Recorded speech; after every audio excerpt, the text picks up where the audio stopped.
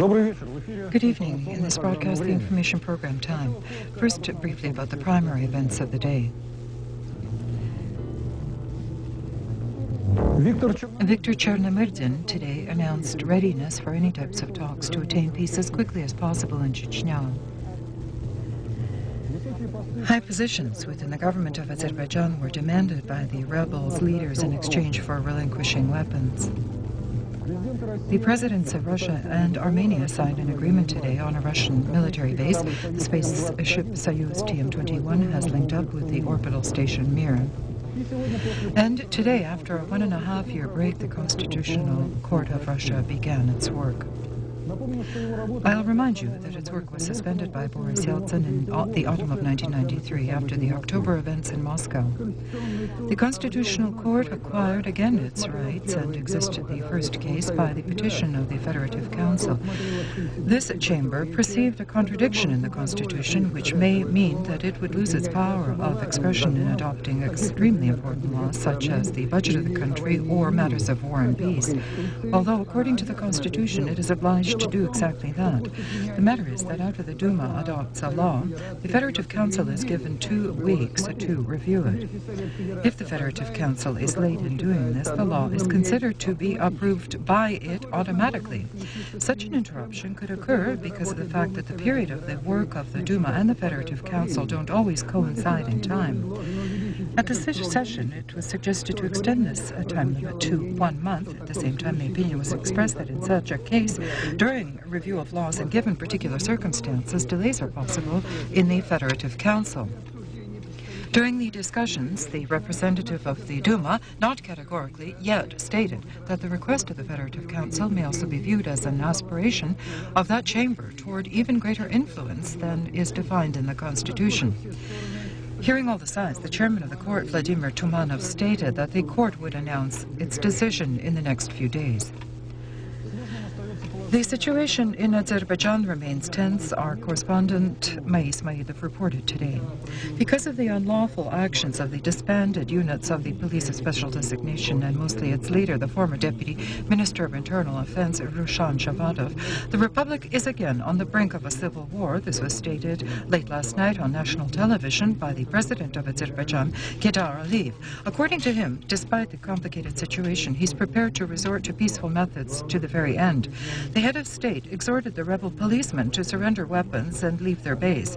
However, according to reports which were being received, the special police units have not accepted that proposal. Moreover, Rushan Shavadov himself feels that his actions are the beginning of a national liberation movement. According to eyewitnesses, all last night in certain parts of Baku, crossfire was underway. Government forces have surrounded the base of the rebels. It is in the center of a large residential block of the city, and the beginning of any combat in this area could lead to the death of local citizens. According to the acting minister on national security of Azerbaijan, Nami Kavasov, if the special police don't heed the voice of wisdom, they will be disbanded and disarmed by force. The people will demand decisive actions from the authorities. Regarding people living next to the base, they will be evacuated. The head of the security service has noted that the rebels were certain that similar critical situations could flare up in other regions of the Republic as well. However, they miscalculated. He asserted the situation, although complicated, but is controllable, and all regions of the Republic are under the complete control of authorities. The President Heydar Aliyev demanded that the former Minister of Internal Affairs, Shavadov, whom he dismissed, and his supporters, who've blockaded themselves in the residential complex in the Nizaminsk area of Baku, to surrender, or authorities will be compelled to use force. Iturtas was told this by the ambassador of Azerbaijan in Moscow, Ramiz Rezaev. However, the gunmen of the Special Designation Police squads evidently have no intention to disarm. Currently, their base is blockaded and surrounded by government forces. In Kazakhstan, after the parliamentary crisis, the political situation is also intensifying. Many former deputies visited the President of the Republic, Nursultan Nazarbayev, these days regarding employment. Almost 20 people have received new appointments, and appropriate fields of work will be offered to others. All questions connected with the termination of the Parliament's work are being attended to by a special government commission which was set up, but approximately 1/3 of the parliamentarians continue the battle, rejecting all reasoning and disagreeing with the decision of the Constitutional Court. The servants of the people are holding special meetings, writing a appeals to the voters of Kazakhstan, the parliaments of other countries, and international organizations. The voter appears to be not too concerned over what has happened. Yesterday, a group of deputies announced a 3-day hunger strike, but how it's progressing, no one knows, except for the fact that general attention was drawn by Vladimir Chernyshov as the most active in embarking on that type of political action. Meanwhile, today it became known that the Central Election Commission of the Republic of Kazakhstan resigned in full membership. Interfax reports that the president of Belarus, Alexander Lukashenko, intends in the third week of March to suggest that the Supreme Soviet declare that it will suspend itself before the results of the 14th of May regular elections. Speaking on national television, the head of state said that in performing such a brilliant step, the current deputy court would rehabilitate itself in the public's eyes for mistakes and miscalculations committed recently. The press service of the government of Russia stated that the situation on the territory of Chechnya during the last day remained complicated. In the suburbs of the populated point Shali, unlawful militarized groups unsuccessfully attempted to regain positions lost previously. Cases of confrontation were noted between the local population and the gunmen in regions under their control. Preparedness for any talks for the sake of the end of war in Chechnya was announced today by the head of the government, Viktor Chernomyrdin. He spoke at a meeting of the Public Council on resolving the Chechen crisis. The adoption of peace, the premier feels, is the primary condition for further steps in normalizing the situation in the Republic. For discussion at the Public Council, certain proposals were submitted on peaceful measures to resolve the crisis. In the opinion of the academic Kudravtsev, the continuation of combat, and as previously all the brunt of it is borne by the army, leads to the death among the civil population, destruction of material valuables, and increases the danger of partisan war, and only plays into Dudayev's hands. In this connection, Viktor Chernomyrdin noted that Dudayev formations are not observing a single agreement. There's no one, in essence, to reach agreement with today. Also, Ramazan Abdullah-Tsipov criticized the performance of the State Commission lately and emphasized that its proposals, in essence, perpetuate the use of force in Chechnya. And he asked to change this logic, which hasn't justified itself. An opinion was expressed of the growing role of the republics of the Caucasus region in the peacekeeping process and other subjects of the Russian Federation. A decision was adopted to coordinate common approaches to the problem of regularization between the government and both chambers of parliament with the participation of experts. And as the Vice Premier Sergei Shahrai noted, another attempt was made to coordinate the positions of all the branches of government. The International Committee of the Red Cross is prepared to provide humanitarian aid in Chechnya and adjacent regions to 400,000 people monthly. This was stated at a meeting with the Vice Premier Sergei Shahrai, with the regional delegate of that organization, Tier Imira. To realize this largest humanitarian program of recent times, voluntary contributions of $40 million have already been collected. However, according to Tier Imira, the employees of the Red Cross are encountering an entire series of difficulties connected with the passage of convoys along the territories of Chechnya and Dagestan, and also in visiting all those detained in filtration points. Present at the meeting, the Ministry of Internal Affairs Representative General Chikalin recommended to the delegate of the Red Cross to use, as a coordinator and a guarantor of safety, the cargoes of the Ministry of Emergency Situations of Russia which pass through. Regarding access to detainees, this is decided by the investigator in each individual case, the general clarified. Sergei Shahrai thanked the International Red Cross for the aid and informed its delegate about measures of the government facilitating the humanitarian mission of this organization. Arriving this evening in Mozdok are the first Vice Premier of the government, Alexis Skovets, the Minister of Internal Affairs, Viktor Yerin, and the Director of the Federal Service of Counterintelligence, Sergei Stepashin. The arrival of the Minister of Defense, Pavel Grachov, is also expected. Near the plane's gangway, Alexis Skovets, speaking of the mission, said that this was a business trip connected with setting up a peaceful life in the Chechen Republic, and in this, an enormous role must be played by the military servicemen of the Russian army.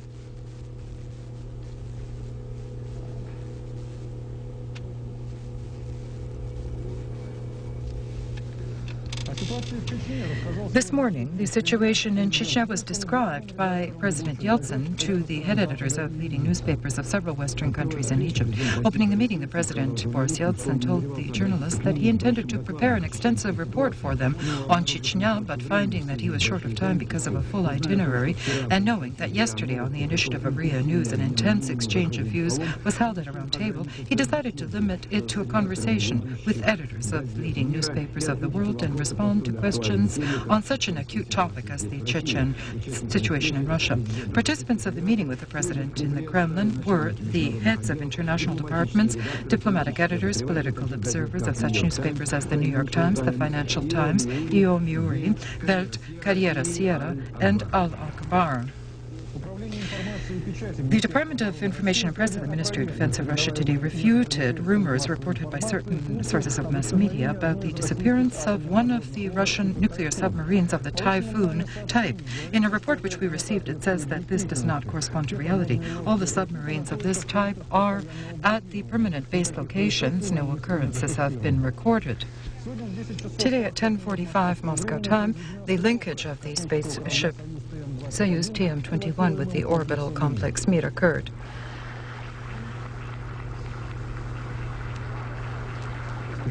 The docking occurred in an automatic regime. Everything went precisely on schedule. In Flight Control Center, the approach of the ship was long awaited, and later the linkage, and 1.5 hours later, when the hatchways opened, everyone saw the transition to the station. However, I learned that everything was done for the guests in Flight Control. In actual fact, the hatchways opened out of the field of vision. We didn't see this on Earth.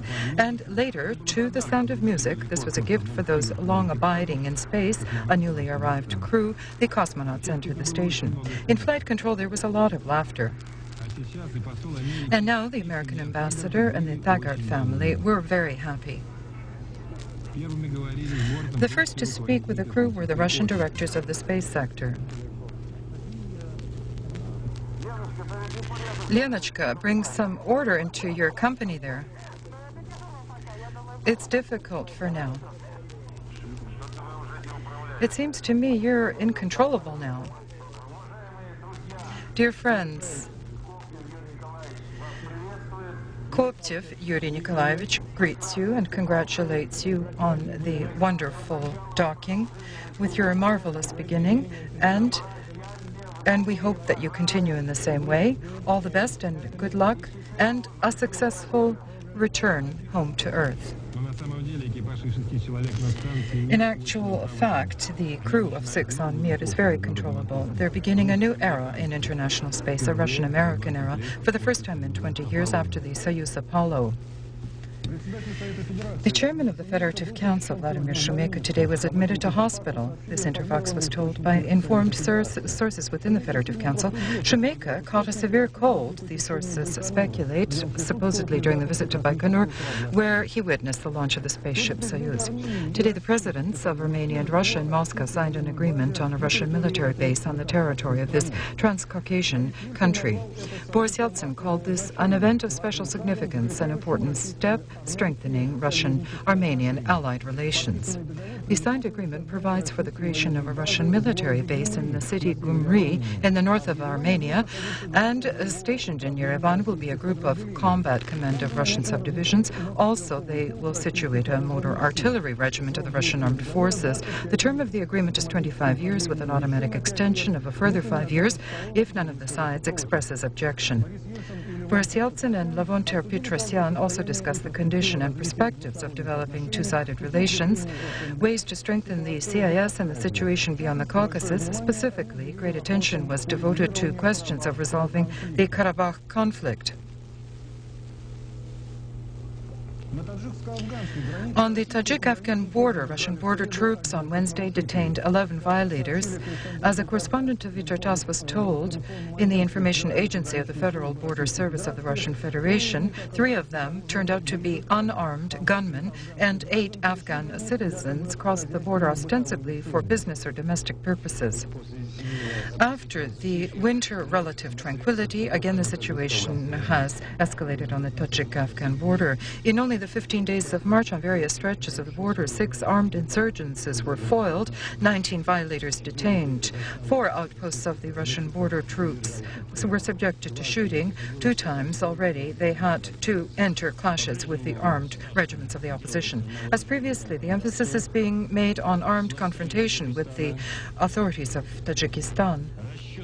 The calculation and preparation for a large-scale action to overtake the Pamir area, and we have concrete information about the intentions of the adversary regarding coordinated actions in the Panjsk direction, and that will be within the next few days. These facts are only a prelude before the spring-summer large-scale aggression. According to military intelligence, among the ranks of the armed opposition, there are tussles underway, which have already led to schism, which in principle changes nothing either in strategy nor the ideology of the opposition. After the signing in the residence of the Patriarch today on cooperation between the Russian Orthodox Church and the command of the border forces, at the outposts again there will be regimental clergy. As the Patriarch of Moscow and all Russia, Alexei II, stated, this does not signify that the churches return to state structures, but reflects the striving of the clergy to morally support the army in a difficult period. Expressing gratitude to the border troops for impeding the smuggling out of Russia of icons and other Orthodox sacred objects, the Patriarch told the journalists that in the church calendar, the day of prayer for the glory of the defenders of the borders will be restored. Meanwhile, as General Nikolaev stated, the command of the border troops is prepared to cooperate with other religious confessions active on the territory of Russia. Today, the government of Russia overall approved the draft resolution code, as mentioned by the Minister of Justice, Valentin Kovalov, who presented the code. The new code contains a principal position which will regulate the relations of tens of millions of homeowners. Today's meeting of the government created a dual sensation. On one hand, there was a sense of satisfaction by the Ministry of the Economy, which presented a rigid investment program. On the other hand, a sense of confusion among many present in the auditorium because of the extreme cuts in capital investments for next year. The main principle declared by state investment policy is that only 20% will fall under centralized investment. And furthermore, we're not speaking of dividing the money from the federal budget. The federal budget money, by 70%, is designated only for social projects. Maybe 5 or 10% of the programs is subject to division of budgetary funds. This is all expressed in 15.9 trillion rubles. The minimum requirements of the ministries are 73 trillion. Therefore, the most important directions for the country were selected. All which concerns manufacturing construction, this should be money derived through amortization profits, second emissions, through bond loans. In other words, we have to work in this direction and not pull money from the budget. However, sectoral directors feel that such a principle could lead to catastrophic repercussions. For example, for the Ministry of Transportation, it could be a threat of the shutdown of the Belomor Channel and northern ports. For the Ministry of Nuclear Energy, danger for nuclear stations. However, Viktor Chernomyrdin noted that 15.9 trillion rubles is all that the government has, and that has to be the calculating basis. The state program was approved. Meanwhile, the figures demonstrated that in 1995, the decrease of investments into industry will continue, and changes in society can only be discussed after their growth begins.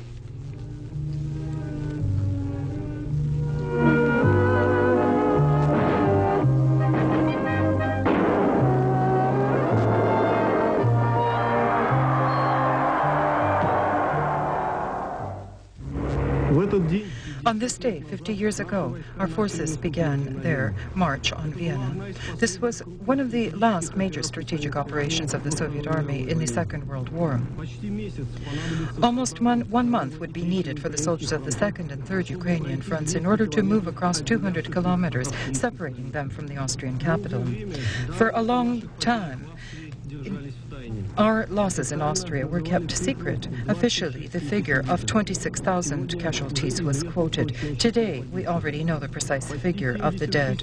Almost 70,000 Soviet soldiers paid with their lives for the liberation of Austria from the fascist leprosy. With this country, the victorious march of the German militarism began throughout Europe. In March of 1938, German forces, unimpeded, occupied the ancient lands and holdings of the Habsburgs. On the streets, they were met by agitated crowds of people. Hitler declared that from now on and forevermore, Austria would be an inexorable part of the great German Reich, and ordered that on the walls of Vienna these words be carved: "This city, in my eyes, appears to be a pearl, and I will give it a worthy mounting." But instead of a mounting, the Vienna citizens received a dog's collar. 1.5 million Austrians were mobilized into the Hitler army. 300,000 of them forever remained to rest in the endless fields of Russia and lands of other nations. On the territory of Austria, the Nazis built one of the most terrible death camps, Mauthauser, where they tortured tens of thousands of Soviet prisoners of war. In it, the relentless General Kardashev accepted his death, and therefore the arrival of the Red Army here was expected with unconcealed horror.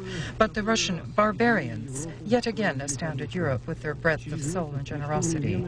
In 1 month, while storming Vienna, our command would refuse to deploy aviation and heavy ambush artillery so as to preserve for the descendants one of the most beautiful cities of the world. This noble gesture cost us thousands more lives. Next to the tombs of Haydn, Mozart, and Strauss, a modest hill would appear with tablets inscribed with the difficult Slavic language. Having occupied Vienna, the Soviet soldiers would distribute bread to its residents and restore the bridges over the Danube. But this would happen in April. But for now, we were separated from the Austrian capital by 200 kilometers and almost 30 days of the most ferocious combat.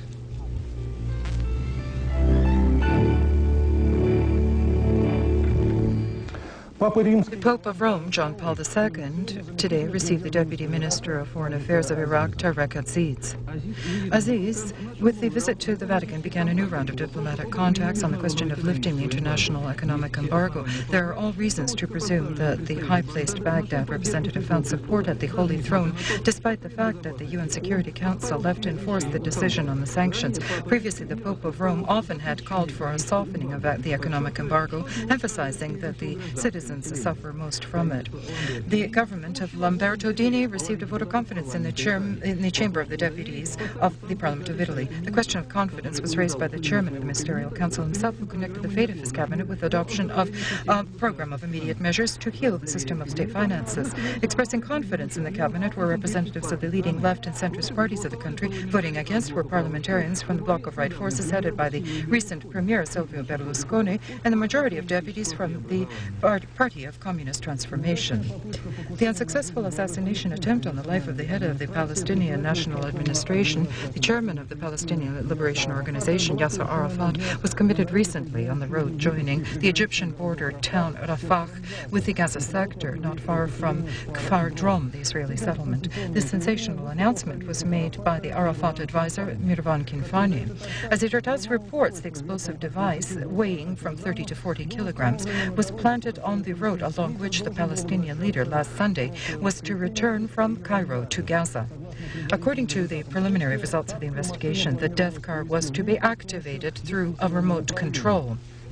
The incident was prevented by a Palestinian boy who noticed wires leading off somewhere along the road and informed the Palestinian police of that.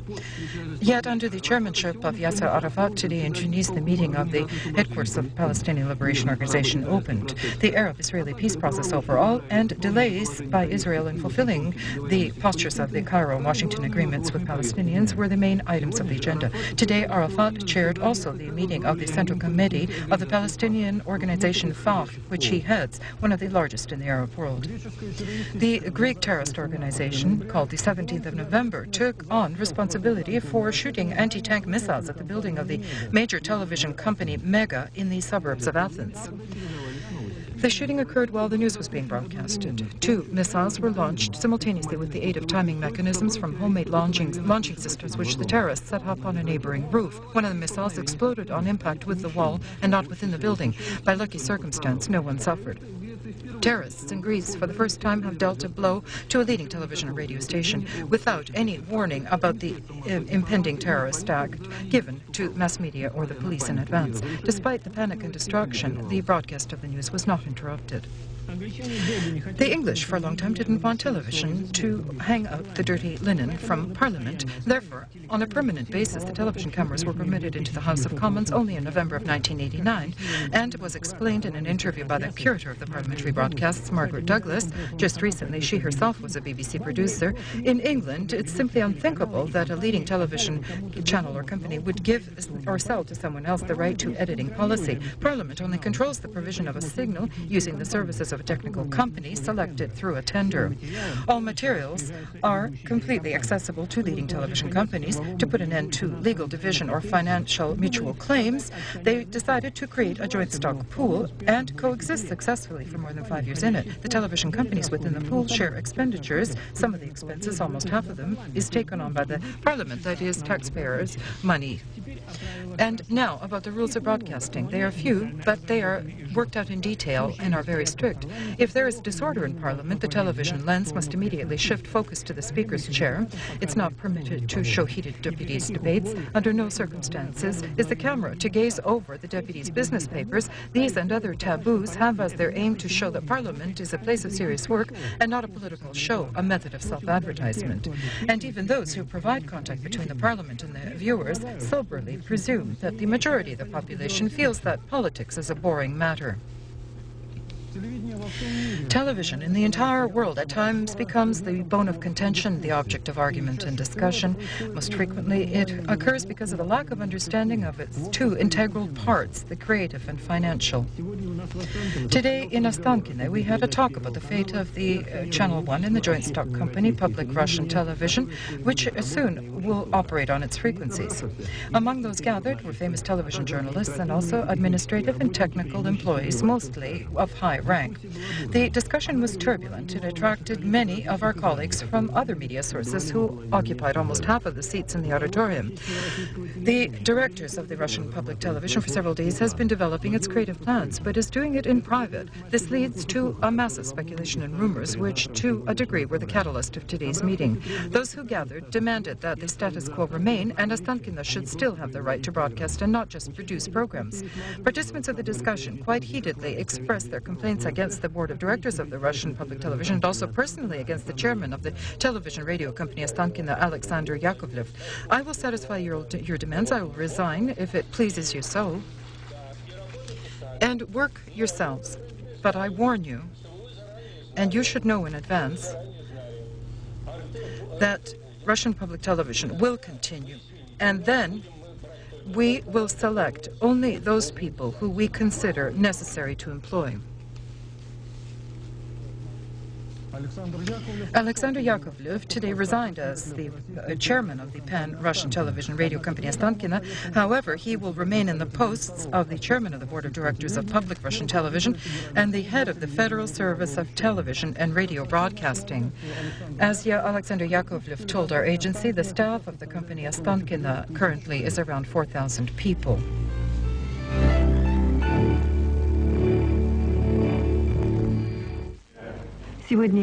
Today, the president of the country met with laureates of the competition for the title of Best Teacher of the Year of the last 3 years. Among the winners were teachers from Moscow, Petersburg, small towns in Russia, and rural schools. But the 25 teachers who came to Moscow not only to triumphantly receive their diplomas and the newly founded presidential award, 1 billion rubles, which, given the average teacher's salary of 195,000, is very big money. Having first consulted on behalf of all their Russian colleagues, the laureates decided to directly approach the president with a request for social support for schools and textbook publication, reminding how meagerly the program Children of Russia is financed, although it could be the stabilizing factor in the lives of our contemporary youth. Boris Yeltsin congratulated the actor of the Most-Soviet Theater, Sergei Yursky, on his 60th birthday. When Sergei Yursky appears on stage in the auditorium, applause resounded. And not just because today's turned 60. The work of this artist, no matter what role he plays, an actor, a director, a rhetorician, always generated and generates great interest. His works were debated, received with exhilaration, criticized. The only thing absent was indifferent silence. Even during the pause between the Leningrad and Moscow period, was not at all like the one Sergei Yursky intended in his book. The period of wandering through torments remains in the past, and today most frequently he's remembered by Ostap Bender, interpretations of small tragedies, and speak mostly of the recent production of The Chairs by Jean Ionesco. This is a Yursky-Timikov play and is performed not just in Russian but in the original French. And today's premiere of the play is not just a solo for Yursky, but probably the beginning of a new period in the art of Sergei Yurevich and a gift to those who honor his talent. Incidentally, is it just a gift for them? To play Dostoevsky in the role of Thomas Piskin on a birthday, and not on a youthful birthday, this is joy and a gift for me. From all the combinations and my mutual relations with the Most-Soviet Theater, with the director Homsky, the main director, with my colleagues from that theater, I think that for me there is no better version than to perform on my birthday in a new play. Today, a new public organization was created, Classical Music and Cultural Rebirth, whose participants are employees of public Russian television and masters of art of Russia, decided to seriously undertake the propaganda of the masterpieces of century-old musical culture on contemporary television. Classical art throughout the world is regarded as an indicator of good taste and therefore prestigious. In our country, we have preference for mass culture that is most profitable, and our generations are raised on one-day performances, cartoons, as soap operas, and even worse. The organization of classical music and cultural rebirth, in other words, classic TV, involves Yuri Bakhshmet, Irina Arkhipova, Zurab Sabkhiladov, and a few other names, stars of Russian art, has approached the Russian government with its idea for support. If in a family a father or a mother loves classical music, the child will never pick up a gun and shoot. I think that the love of classical music truly raises one properly. In a moment, the panorama of the events of the day will be supplemented with sports news, which Vladimir Topilsky will acquaint you with. With this, I bid you goodbye. All the best.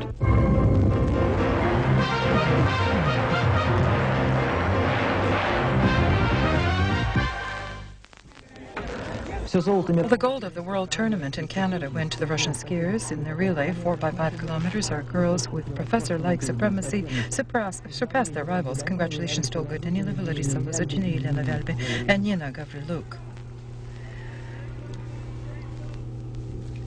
A gold bouquet on the slopes of Thunder Bay. What a wonderful example for emulation. Good evening. And now about sport, the sport number one. A lavish dish for soccer gourmands were Wednesday's response matches of the quarterfinals of the Championship League.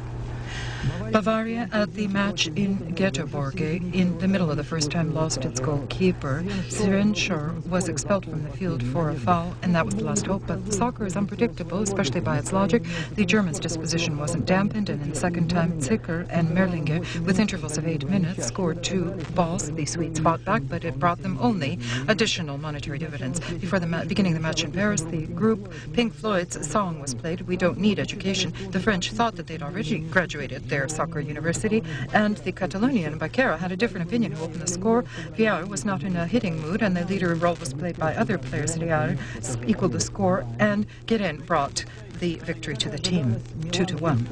As expected, Milan easily overcame the Lisbon barrier, a 0 tie. Ajax even sent Kluivert into reserve and demolished Hajduk 3-0. And so in the semi-finals, Paris Saint-Germain will meet with Milan and also Bavaria and Ajax. I don't doubt that this will be top-quality soccer. The drawing is tomorrow. The first matches will be held the 5th of April, the response the 19th, and now hockey. There is also a season of deciding matches. Today, the second match is in the 1/8 final of the International Hockey League. The results of the matches on your screens, and I'll add that now in the next round are the Torpedoes from Yaroslavl, Salavat Yulaev, Metallurg from Magnitogorsk, the Wings of the Soviets and Lada. The third set of games will be held Friday.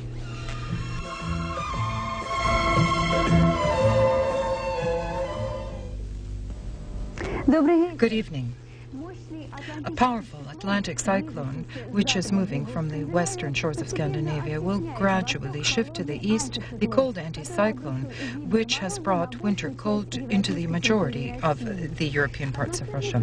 The atmospheric front connected with the cyclone tomorrow will define the weather in the Kaliningrad district, the northwestern region, in Karelia, Murmansk, and the Arkhangelsk districts.